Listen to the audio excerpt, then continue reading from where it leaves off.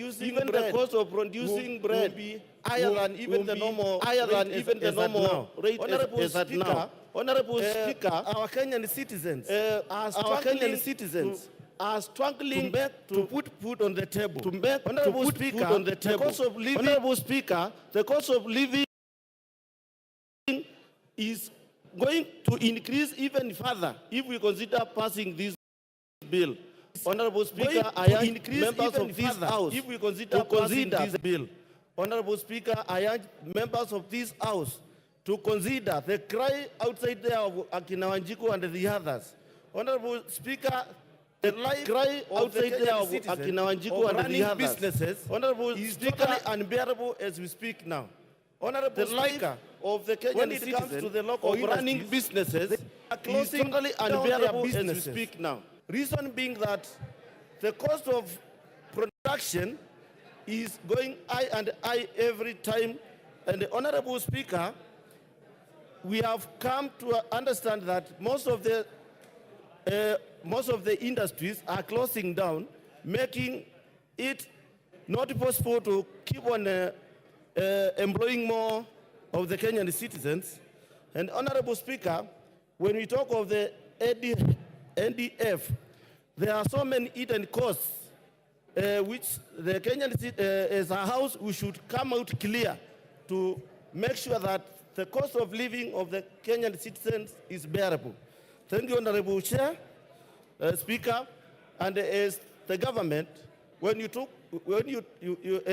of the hustlers, the borders, the mama bokas, it is very clear that the things are getting worse and out of hand. Honorable Speaker, I urge this government to reconsider getting a better finance bill to move the Kenyan citizens forward. Thank you, Honorable Speaker. Member for Mandera West. Member for Mandera West. Order, honorable members. Order. The conversations are too loud. Order. Cynthia Muge, take your seat. You've been standing there for 10 minutes. Honorable members, those who want to engage in conversations, there's a lobby out there. You can go and converse and come back. Give me time to hear what members are saying, and give those who want to listen to debate to listen to debate. Member for Mandera West.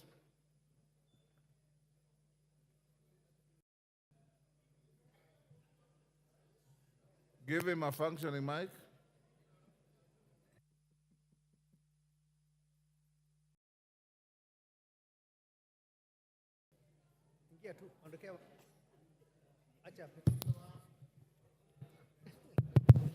Thank you, Honorable Speaker, for giving me this chance to contribute to this very important bill that is in front of us. Mr. Speaker, sir, finance bill is an annual event. It has been done from the time Kenya was born up to this time. I personally, I think this is the seventh one I am contributing or participating in.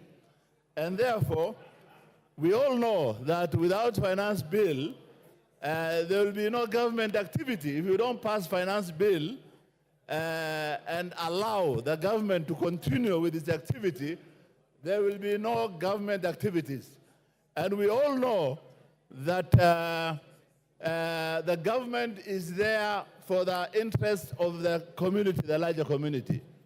I take this opportunity to sincerely thank the Finance Committee for listening, for doing a very thorough public participation all over the country, and for listening to the various issues that has been raised by the public, and for particularly saying that the contentious issues such as the bread, the VAT on bread, motor vehicle, the eco levy on sanitary pads and diapers, the excise duties on vegetable oil and others, which were contentious, they have already recommended that it be dropped.